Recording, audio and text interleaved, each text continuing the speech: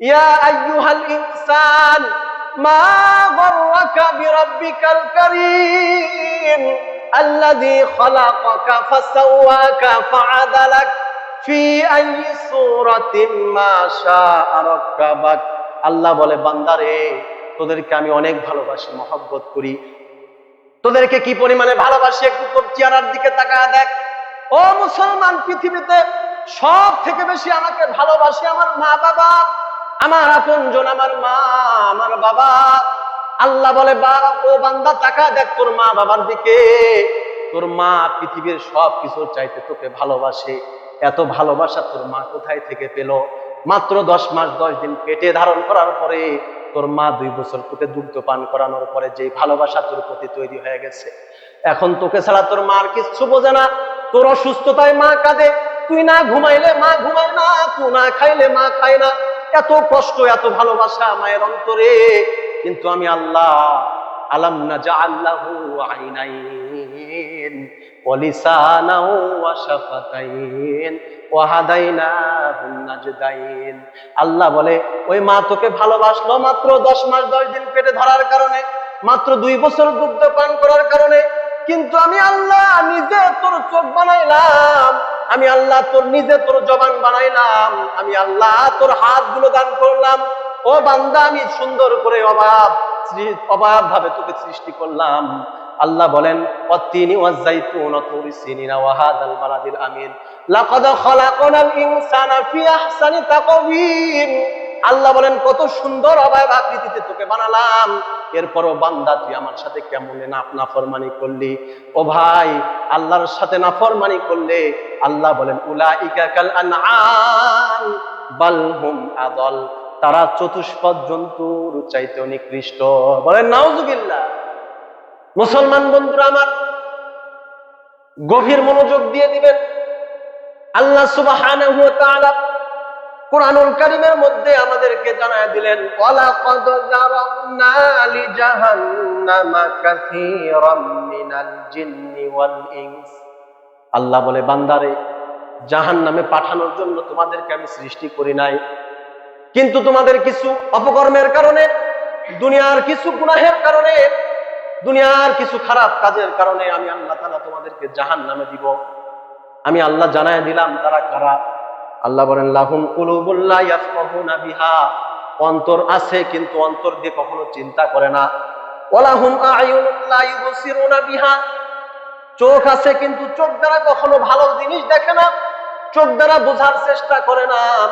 এরপর আল্লাহ বলেন, ওয়ালাহুম আযানুন লা ইয়াসমাউনা বিহা। কান আছে, শোনে না। উলাইকা কাল আনআমি বাল হুম আদল। আমি আল্লাহ বললাম, এরা চতুষ্পদ জন্তুর চাইতেও নিকৃষ্ট, কারণ মাঝে মাঝে চতুষ্পদ জন্তু মানুষের চাইতেও ভালো কাজ করে দেখায়।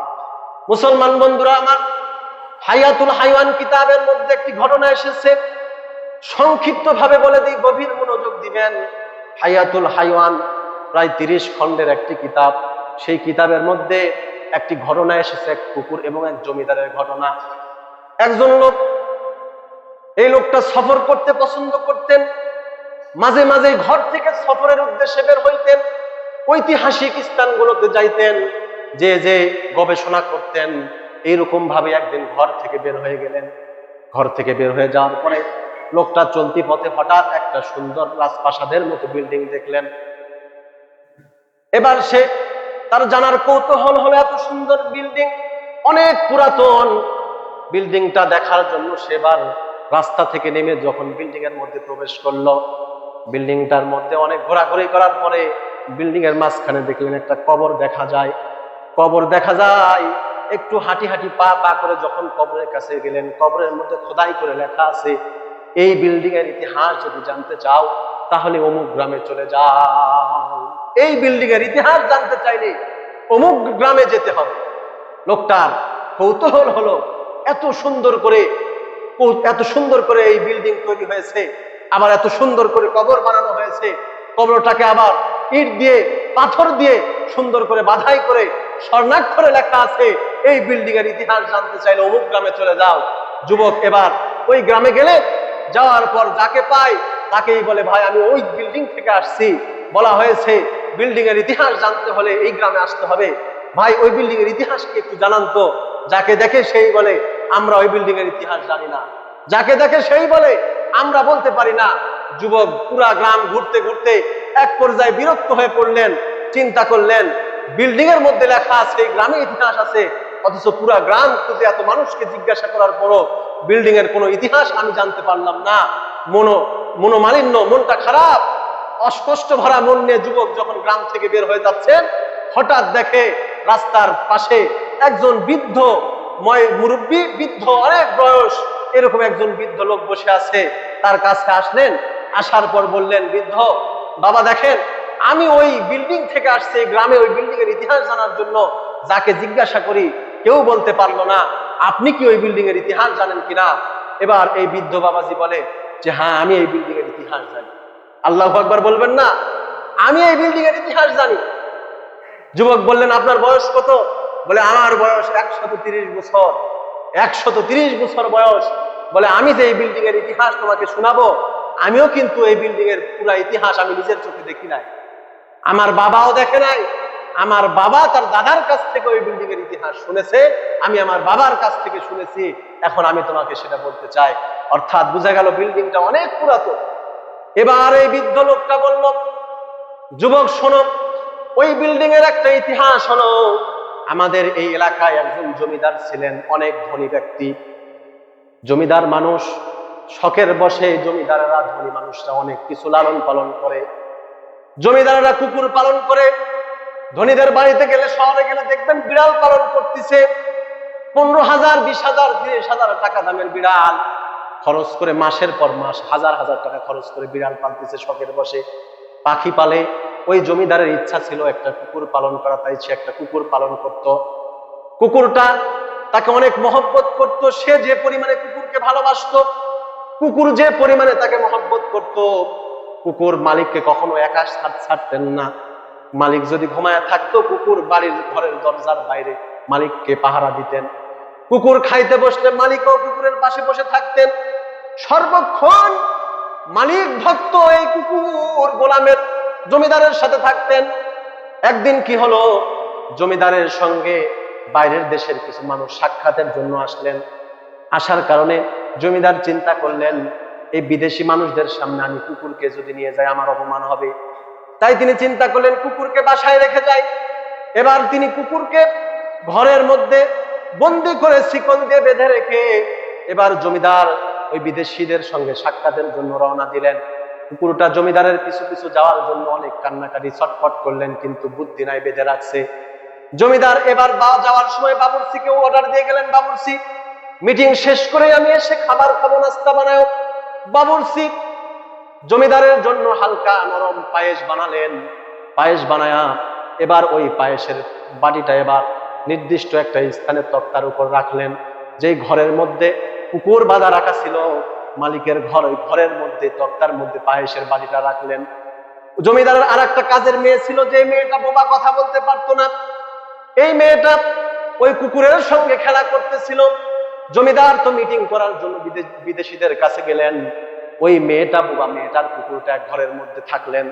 হঠাৎ করে কিছুক্ষণ পর বোবা মেয়েটা লক্ষ্য করলেন কোথায় থেকে যেন একটা বিষধর সাপ ওই তক্তার উপর উঠে জমিদারের রাখা পায়েসের বাটির মধ্যে মুখ দিয়ে পায়েস খাওয়া শুরু করছে। এই বোবা মেয়েটা এই দৃশ্যটা দেখতেছে অনেকক্ষণ যাবত। এই সাপটা ওই বাটির মধ্যে মুখ দিয়ে এইভাবে আছে, এরপর সাপটা আবার চলে গেল। বাটির মধ্যে যতটুকু পায়েসের মধ্যে দুধ ছিল হয়তো এতটুকু খেয়েছে, পর্যাপ্ত পরিমাণে খাওয়ার পর চলে গেছে। এখন এই দৃশ্যটা কুকুরও দেখছে, দৃশ্যটা বোবা মেয়েও দেখছে। বোবা মেয়ের চিন্তা হলো, হায় রে, এখন যদি জমিদার এসে ওই বাটিতে রাখা যদি পায়েসটা খেয়ে ফেলে, না জানি সাপের বিষাক্ত বিষক্রিয়ায় জমিদার মারা যেতে পারে। তাই ওই বোবা মেয়েটা ঘর থেকে আর কোথাও গেলেন না, ওখানে বসে রইলেন। জমিদার যখন বিদেশিদের সঙ্গে মিটিং শেষ করে নিজ ঘরে ক্ষুধার্ত অবস্থায় আসলেন নাস্তা করার জন্য, যখন তিনি নাস্তার ওই বাড়িটার দিকে অগ্রসর হলেন, এবার জমিদার মেয়েটা দৌড় দিয়ে, জমিদারের ওই কাজের মেয়েটা দৌড় দিয়ে জমিদারকে যে বললেন, ইশারায় বোঝানোর চেষ্টা করলেন, জমিদার এই পায়েসটা আপনি খায়েন না, কারণ এটার মধ্যে একটা বিষাক্ত সাপ মুখ দিয়েছে, যার কারণে হয়তোবা বিষ ওই পায়েসের মধ্যে মিশে গিয়েছে, আপনি এটার মধ্যে মুখ দিয়ে নাই, এই পায়েস আপনি খায়েন না। কিন্তু জমিদার ধনী মানুষ, ক্ষুধার্ত মানুষ, বোবা মেয়ের কথাও তেমন একটা বুঝতেছে না, গুরুক্ষেপ তেমন একটা করলেন না। পায়েসের বাড়িটা নামায়া যখন জমিদার খেতে যাবে, এই দিকে দেখলেন কুকুরটা কেমন জানি ছটফট আরম্ভ করে দিল। কুকুরটা পাগলের মতো ছটফটানি শুরু করে দিল। জমিদার বুঝতেছে না কুকুর কেন এমন করতেছে, এমন তো কখনো করে না, আজকে কেন কুকুরের কি হয়ে গেল। এরপরও জমিদার ক্ষুধার্ত, কুকুরের দিকে, কাজের মেয়ের দিকে ভ্রুক্ষেপ না করে এবার জমিদার যখন পায়েসটা চামচ দিয়া যখন মুখের মধ্যে দিবে, কুকুরটা ছটফটাতে এমন নিজের শরীরের শক্তি দিয়ে ঝিঞ্জির ছিঁড়ে কুকুর দৌড় দিয়ে মালিকের হাতের বাটির পায়েসটা পায়ের লাঠি দিয়া জমিনের মধ্যে ফেলে দিলেন। মালিক রেগে গেলেন, জমিদার অত্যন্ত রেগে গেলেন। ক্ষুধার্ত আমি, খাবারের বাড়িটা কুকুর ফেলে দিল। রাগের বসে কুকুরকে জমিদার এবার পিটানো আরম্ভ করলেন। কিছুক্ষণ পিটায় ক্লান্ত হয়ে গেলেন। কুকুর এখানেও ক্লান্ত হলেন না, কুকুর থেমে গেলেন না, বরং পড়ে যাওয়া পায়েসটা কুকুর নিজেই খেয়ে মালিককে পুরাপুরি নিরাপদ দান করলেন। মালিক এবার কুকুরকে পিটানো বন্ধ করে দিল। কিন্তু পায়েস খাওয়ার 3-4 মিনিট পরে ওই যে বিষক্রিয়া এটা কুকুরের শরীরের মধ্যে পৌঁছে গেল। কুকুর আস্তে আস্তে দুর্বল হওয়া শুরু হলো। এক পর্যায়ে জমিনের মধ্যে শুয়ে পড়ল। কিছুক্ষণ যেতে না যেতে জমিদার দেখলেন কি ব্যাপার, কুকুর কেন অসুস্থ হয়ে পড়লো, তাহলে নিশ্চয়ই কোনো না কোনো ব্যাপার আছে। একটু পরে দেখলেন জমিদারের কুকুরটা দুনিয়া ছেড়ে বিদায় নিয়ে গেল। এবার জমিদার কাজের মেয়েকে ডাক দিলেন আর বললেন, ও মেয়ে, কি হয়েছিল একটু খুলে বলো তো আবার। এবার বোমা মেয়েটা ইশারায় বোঝানো আরম্ভ করলেন। এবার জমিদারের আর বুঝতে বাকি রইল না, আমার পালিত কুকুর আমাকে কি পরিমাণে ভালোবাসে যে আমাকে বাঁচানোর জন্য কুকুর তার নিজের জীবন পর্যন্ত বিলীন করে দিল। ও মুসলমান, একটাবার চিন্তা করেন। হায়াতুল হায়ানের লেখক এই ঘটনা থেকে আমাদেরকে একটা শিক্ষা দিতে চায়। লেখক বলেন, ও দুনিয়ার মানুষ, দেখো একটা নাপাক প্রাণী তার মালিককে কি পরিমাণে মহব্বত করে। ভালো কোনো খাবার মালিক কুকুরকে দেয় না। ঘরের যেটা খাবার, যে খাবারটা নষ্ট হয়ে যায়, বেঁচে যায়, এই অতিরিক্ত খাবারটা কুকুরের জন্য বরাদ্দ থাকে। কুকুরের জন্য শোয়ার জন্য ভালো কোনো থাকারও ব্যবস্থা হয় না। বাড়ির বাইরে ছোট্ট কুটুরিতে অথবা দরজার সামনে সারা রাত কুকুর পাহারা দেয়। ঠান্ডা নাই, গরম নাই, কুকুর মালিককে পাহারা দেয়। ও মুসলমান, কিন্তু আমাদের আল্লাহ মহান রব আমাদের কি পরিমাণে ভালোবাসে একবার দেখেন।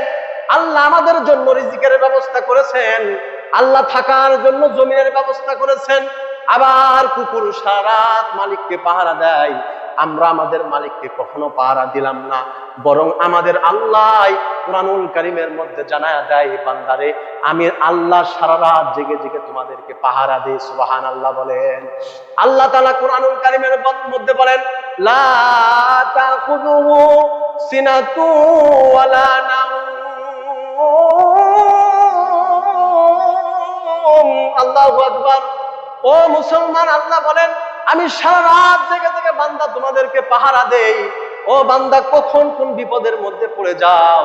আমার বান্দা 60 বছর অপরাধ করেছে, আমার দিলের মধ্যে আমার কথা স্মরণ হয়ে দিলের মধ্যে বান্দার এবার আমার কথা ফিকির হয়েছে। 60 বছর গুনাহ করার পরে এবার গভীর রাতে তাহাজ্জুদের সময় উঠে আমার বান্দা চোখের পানি ফেলে ফেলে কেঁদে কেঁদে আমি আল্লাহর কাছে 2 হাত তুলে কেঁদে ক্ষমা চেয়েছে। আমি আল্লাহ ঘুমাই না। 60 বছরের গুনাহ করার বান্দাকে আমি আল্লাহ নিমিষের মধ্যে ক্ষমা করে দিই। সুবহানাল্লাহ বলে। মুহতারাম হাজিরিন, দেখেন, একটু চিন্তা করেন, কুকুর তার মালিককে কি পরিমাণে ভালোবাসে। প্রভু ভক্ত কুকুর, মালিক ভক্ত কুকুর। কিন্তু আমরা ভাই আল্লাহর এত নিয়ামত, এত রকমের নাজ নিয়ামত পাওয়ার পরে আমরা আল্লাহকে ভুলে গেলাম। আল্লাহ তাআলা আফসোস করে বলেন, ইয়া আইয়ুহাল ইনসান, ইয়া আইয়ুহাল ইনসান মা গররাকা বিরাব্বিকাল কারীম আল্লাযী খালাকাকা ফাসাওয়াকা ফাআদালাক ফি আইয়ি সূরাতিন মা শাআ রাক্কাবাক। আল্লাহ বলে, বান্দারে, তোদেরকে আমি অনেক ভালোবাসি, মহব্বত করি। তোদেরকে কি পরিমাণে ভালোবাসি একটু তোর চেহারার দিকে তাকায় দেখ। ও মুসলমান, পৃথিবীতে সব থেকে বেশি আমাকে ভালোবাসে আমার মা বাবা, আমার আপনজন, আমার মা, আমার বাবা। আল্লাহ বলে ও বান্দা তাকা দেখ তোর মা বাবার দিকে, তোর মা পৃথিবীর সব কিছুর চাইতে তোকে ভালোবাসে। এত ভালোবাসা তোর মা কোথায় থেকে পেল? মাত্র 10 মাস 10 দিন পেটে ধারণ করার পরে তোর মা 2 বছর তোকে দুগ্ধ পান করানোর পরে যে ভালোবাসা তোর প্রতি তৈরি হয়ে গেছে, এখন তোকে ছাড়া তোর মার কিচ্ছু বোঝে না। তোর অসুস্থতায় মা কাঁদে, তুই না ঘুমাইলে মা ঘুমায় না, তুই না খাইলে মা খায় না। এত কষ্ট, এত ভালোবাসা মায়ের অন্তরে। কিন্তু আমি আল্লাহ আলাম নাজআল লাহু আইনাইন ওয়া লিসানান ওয়া শাফাতাইন ওয়া হাদাইনাহুন নাজদাইন। আল্লাহ বলে ওই মা তোকে ভালোবাসলো মাত্র 10 মাস 10 দিন পেটে ধরার কারণে, মাত্র 2 বছর দুগ্ধ পান করার কারণে। কিন্তু আমি আল্লাহ নিজে তোর চোখ বানাইলাম, আমি আল্লাহ নিজে তোর জবান বানাইলাম, আমি আল্লাহ তোর হাতগুলো দান করলাম। ও বান্দা, আমি সুন্দর করে অবাধ ভাবে তোকে সৃষ্টি করলাম। আল্লাহ বলেন ওয়াত্তিনি ওয়াজ-যাইতুন ওয়া তুরি সিনিনা ওয়া হাযাল বালাদিল আমিন লাকাদ খালাকনাল ইনসানা ফি আহসানি তাকওয়িম। আল্লাহ বলেন কত সুন্দর অবয়ব আকৃতিতে তোকে বানালাম, এরপরও বান্দা তুই আমার সাথে কেমনে নাফরমানি করলি। ও ভাই, আল্লাহর সাথে নাফরমানি করলে আল্লাহ বলেন উলাইকা কাল আনআম বাল হুম আদল, তারা চতুষ্পদ জন্তুর চাইতে নিকৃষ্ট। বলেন নাউজুবিল্লাহ। এই জন্য সম্মানিত উপস্থিতি, নাফরমানি ছেড়ে দেন ভাই। খুব হাতে পায়ে, আপনাদের পায়ে হাত রেখে বলি, নাফরমানি ছেড়ে দেন। আসেন মসজিদ মুখে একটু হন। কত আর বলবো বলেন? কয়েক জুমা থেকে বলে আসতেছে, নামাজি পাওয়া যাচ্ছে না, এক কাতারই বাড়তেছে না। আসেন, এখন তো কাজের সময় আর নাই। আলহামদুলিল্লাহ কাজ শেষ হয়ে গেছে আমাদের। এখনো যদি না আসেন কাজের অজুহাতে, যদি মসজিদ মুখী না হন, কখন হবেন বলেন? দুনিয়া, ওই যে বললাম ছোট্ট বাচ্চা, সে তার বাবা মা জানতো না, তার বাবা মাও জানতো না যে আমার 2 বছরের বাচ্চাটা এইভাবে মারা যাবে। আমার আপনার হায়াত কোন সময় যে ফুরিয়ে যাবে। এই তো গত কয়েকদিন আগে বেগুনবাড়ির আমাদের এক বড় ভাই মাওলানা মামুনুর রশিদ ভাই ইন্তেকাল করলেন। হঠাৎ গ্যাস ফর্ম করছে, দুনিয়া ছেড়ে বিদায় গেছে। আমাদের মতোই বয়স, আমাদের মতোই দেখতে শুনতে, কত সুন্দর একসঙ্গে চলাফেরা করলাম। হায়াত কোন সময় শেষ হয়ে যাবে সে নিজেও জানতো না। এক মহিলা মাদ্রাসার প্রধান শিক্ষক, সে নিজেও জানতো না। কত পরিকল্পনা তার, সামনে মাহফিল করবেন, একদিন ফোন দিয়েছিলেন, কত রকম পরিকল্পনা, সব পরিকল্পনা দুনিয়াতেই থেকে গেল। আমার ব্যবসা বাণিজ্য, টাকা পয়সা, গাড়ি বাড়ি সব দুনিয়াতেই থেকে যাবে, আমি থাকবো না ভাই, আমি থাকবো না। এই জন্য আসেন একটু আখিরাতমুখী হই, আল্লাহওয়ালা হই, আল্লাহর সাথে নাফরমানি করা বাদ দিয়ে দেই। তাছাড়া কোন সময় যে আল্লাহ আমাদের উপর গজব দিয়ে দিবে। এই যে ভূমিকম্প হলো তো কিছুদিন আগে, এইভাবে মাঝে মাঝে জমিন কাঁপায় আল্লাহ আমাদেরকে শিক্ষা দেয়। বান্দা আর পরে বুঝোস না কেন? দেখ, আমি মাঝে মাঝে কিন্তু জমিন কাঁপায় দিচ্ছি। ভাই, আল্লাহ যদি এই মাত্র কয়েক পয়েন্টের ভূমিকম্পে শত শত বিল্ডিং ধসে পড়তেছে, আল্লাহ যদি আরেকটু লম্বা পয়েন্ট দিয়ে যদি ভূমিকম্প দিতেন, আমরা এই যে গ্রামে থাকলে মাটির বাড়ি ঘরে থাকতো না, সব ধসে যেত। এই জন্য মাঝে মাঝে সতর্ক করার জন্য ভয় দেখানো হবে। ভাই, আসবো তো আমরা মসজিদ মুখী হবো তো ইনশাআল্লাহ। আসর থেকে মসজিদে নামাজ পড়বো তো 5 ওয়াক্ত ইনশাআল্লাহ, ইনশাআল্লাহ।